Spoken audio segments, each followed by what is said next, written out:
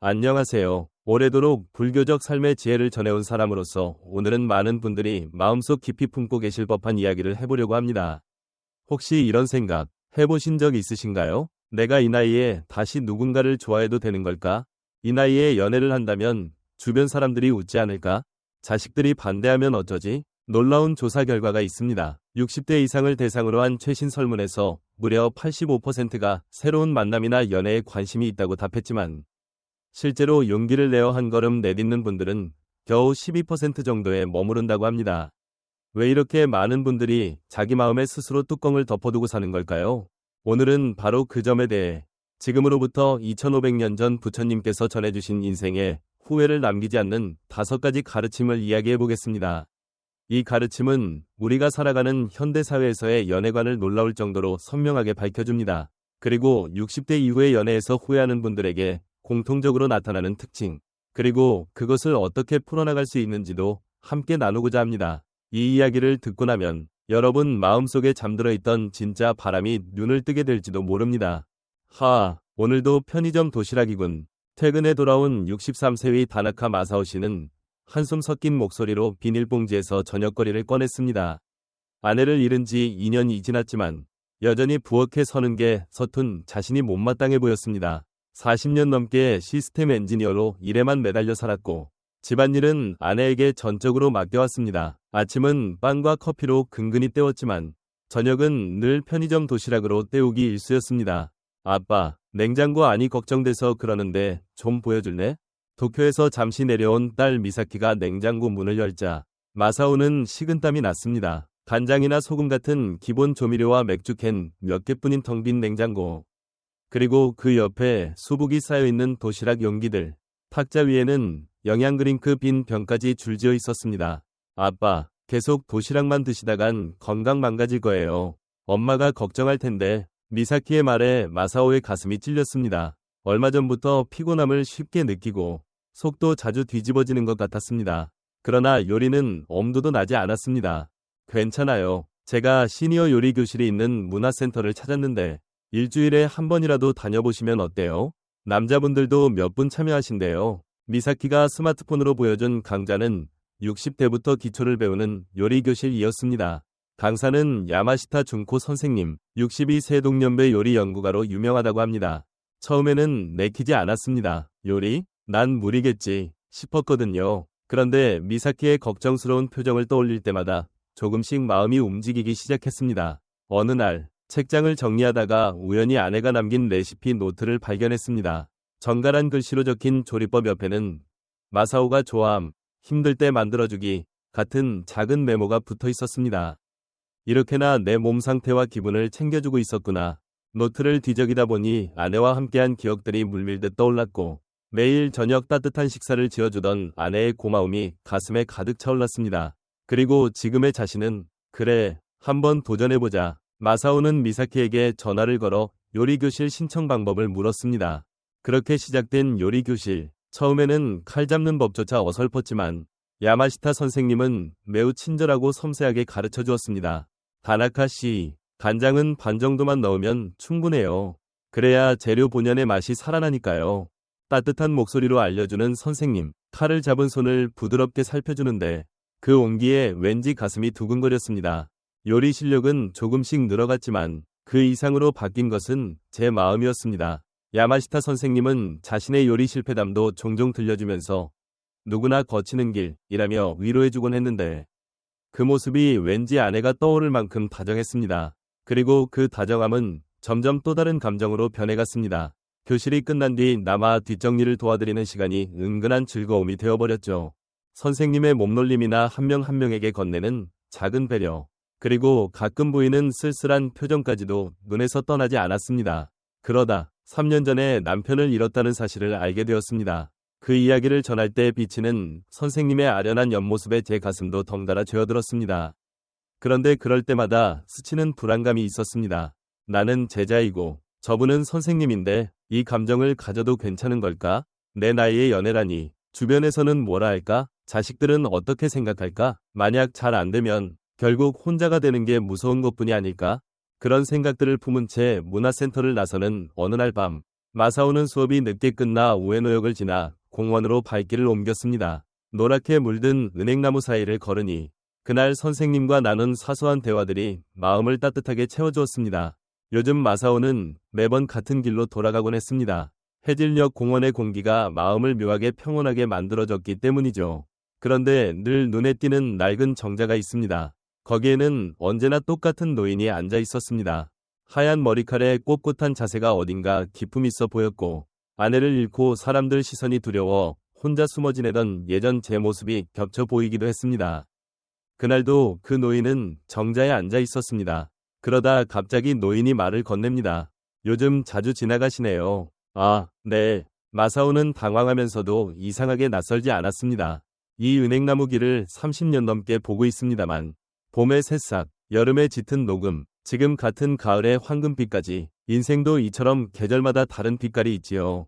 노인의 말투에는 묘하게 따뜻하고 그리운 기운이 있어서 돌아가신 아버지를 연상케 했습니다. 잠깐 이야기라도 나눠보실래요? 노인은 옆자리를 툭툭 두드렸습니다. 매일 같은 시간대에 지나가시는 걸 지켜봤는데 뭔가 고민이 있으신 듯 했거든요. 노인의 따스한 시선에 마사오는 지금껏 누구에게도 털어놓지 못한 속내를 조심스럽게 꺼내기 시작했습니다.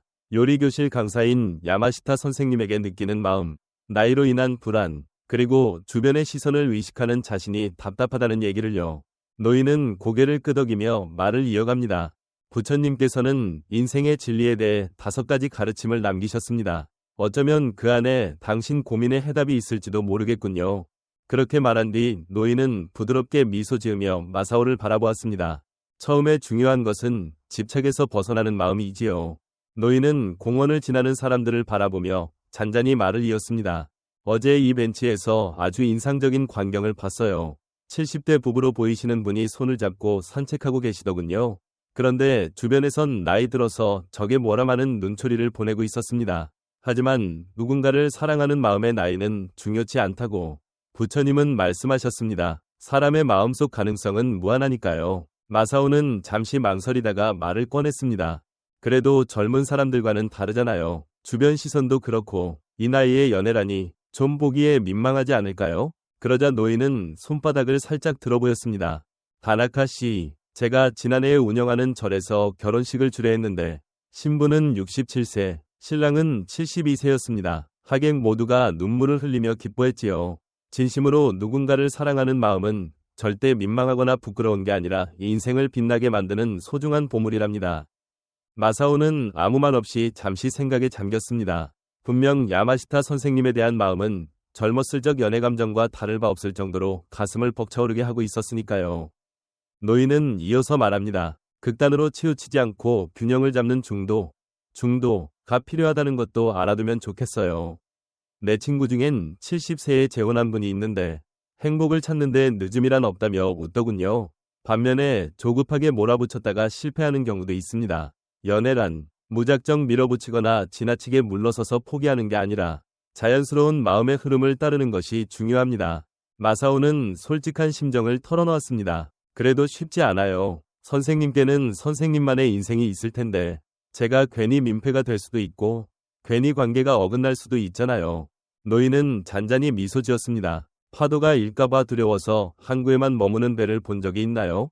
물론 항구는 안전합니다. 하지만 그곳에는 새로운 발견도, 감동도, 진짜 나를 만나는 계기도 없지요.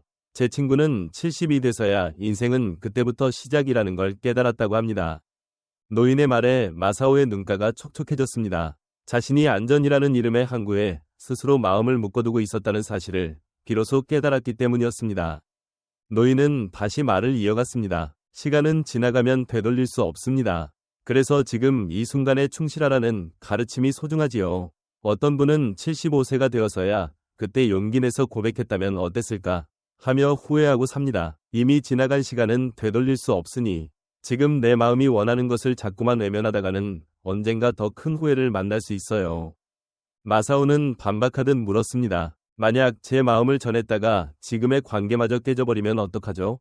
그땐 결국 혼자 남게 되는 것 아닌가요? 노인은 부드럽게 고개를 끄덕였습니다. 그 두려움은 당연합니다. 하지만 다나카 씨는 이미 소중한 사람과의 이별을 겪어보신 분이잖아요. 그래서 더 잘 아실 겁니다. 진정으로 중요한 건 내 마음이 전하고 싶은 것을 그대로 전하는 것이고, 그게 내가 남은 삶에 바칠 최선의 예의일 수 있다는 점입니다. 마사오는 고개를 떨구고 긴 한숨을 내쉬었습니다. 아내가 세상을 떠나기 전 미처 하지 못했던 말들이 다시금 떠올랐습니다. 노인은 계속해서 이야기했습니다. 자비, 라는 가르침도 중요합니다. 내 여동생도 60세에 새로운 사랑을 만났는데 처음엔 자식들이 그 나이에 창피하지 않아? 라며 반대했어요.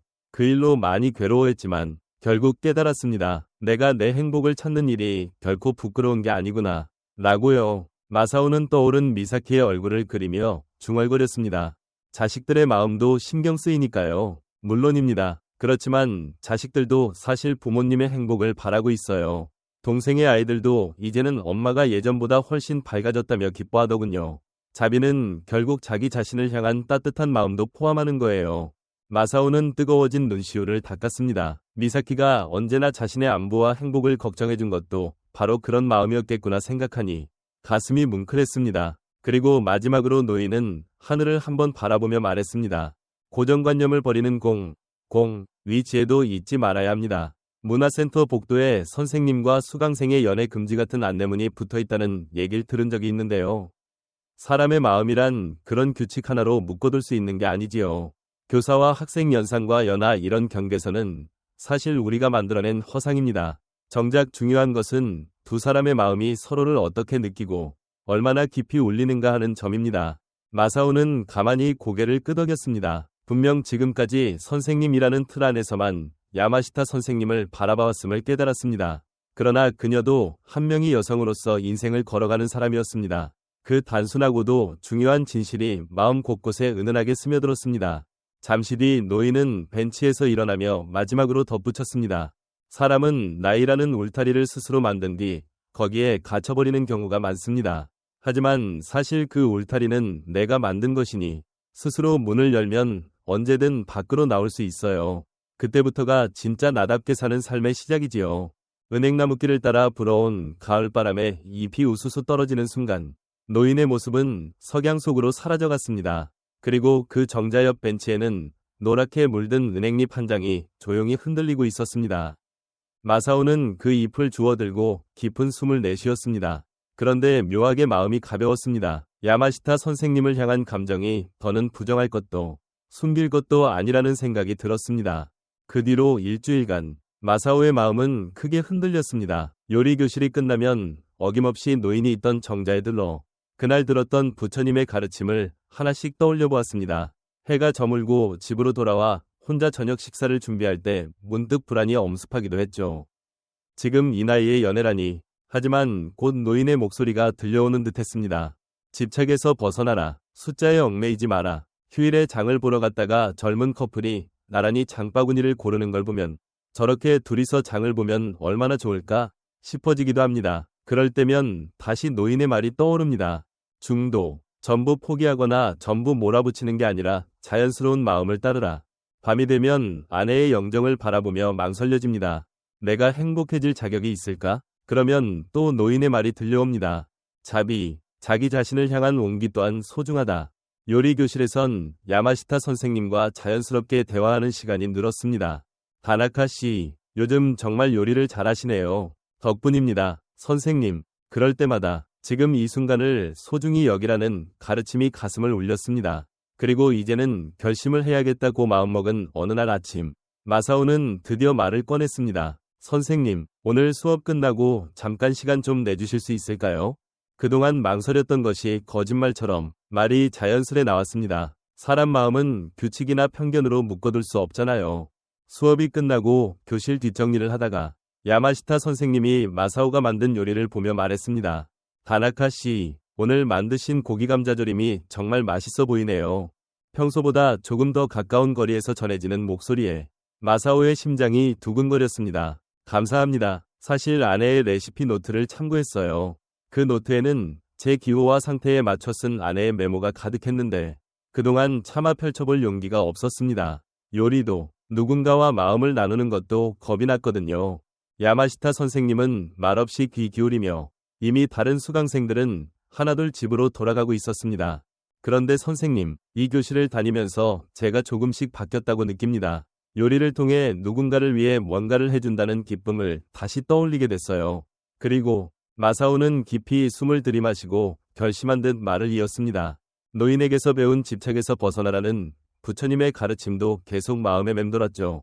처음엔 단지 요리를 배우고 싶을 뿐이었는데 이제는 선생님을 한 명의 여성으로서 더 가까이 느끼고 있습니다. 교실은 순식간에 고요해졌고 야마시타 선생님은 살짝 흔들리는 눈빛을 보였습니다. 저도 남편을 잃고 오랫동안 새로운 만남을 두려워했어요. 조금 떨리는 목소리로 말을 잇는 그녀를 보며 마사오는 이제 서로를 위해 요리하고 싶다는 마음이 생겼다는 그 작은 떨림까지도 고스란히 느낄 수 있었습니다. 그렇게 한 달이 흘렀습니다. 둘 사이는 천천히 그러나 분명히 깊어졌습니다. 첫 데이트로 우에노의 미술관을 같이 가보고 시장에서 식재료를 함께 고르기도 했습니다. 준코의 아파트 부엌에서 나란히 요리를 하는 시간이 얼마나 새롭고 또 따뜻하던지요. 어느 날은 미사키에게 준코를 직접 소개했습니다. 아빠, 표정이 밝아졌네. 딸의 말에 마사오는 고개를 끄덕였습니다.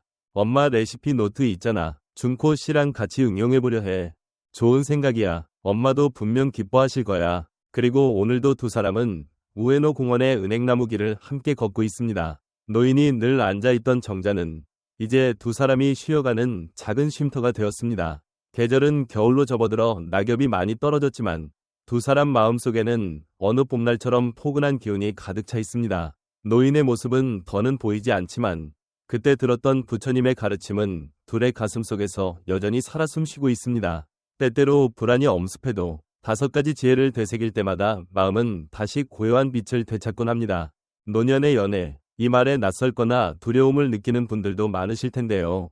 하지만 2500년 전 부처님께서 전하신 5가지 지혜를 돌아보면 우리에게 정말 큰 용기를 줍니다. 나이란 단지 숫자일 뿐이라는 집착에서의 해방, 극단에 치우치지 않는 중도의 삶, 지금 이 순간을 놓치지 말라는 가르침, 자신을 포함해 모든 존재를 따뜻하게 바라보는 자비의 마음, 그리고 내가 만들어 놓은 모든 경계를 내려놓으라는 공의 지혜까지. 이 모두는 머리로만 이해하는 이론이 아니라 삶 속에서 실천할 때 인생을 한층 빛나게 해주는 열쇠가 되어줍니다. 혹시라도 지금 마음 한편에 누군가에 대한 애틋함이나 그리움이 싹트고 있다면 부디 그 감정을 부정하지 마시길 바랍니다. 행복을 바라는 마음은 나이와 상관없는 인간의 본능적인 소망이니까요. 중요한 건 세상의 고정관념에 휘둘리지 않고 자기 자신에게 진실한 행복의 모습을 찾는 것, 그리고 용기 내어 그 한 걸음을 내딛는 것입니다. 오늘 이야기가 여러분께 작은 깨달음이 되었으면 합니다. 앞으로도 이 채널에서는 현대를 살아가는 우리에게 필요한 불교의 지혜를 전해드릴게요. 구독해주시고 댓글로 여러분의 경험과 생각을 나눠주시면 큰 힘이 됩니다. 그럼 또 다음 시간에 뵙겠습니다. 시청해주셔서 정말 감사합니다.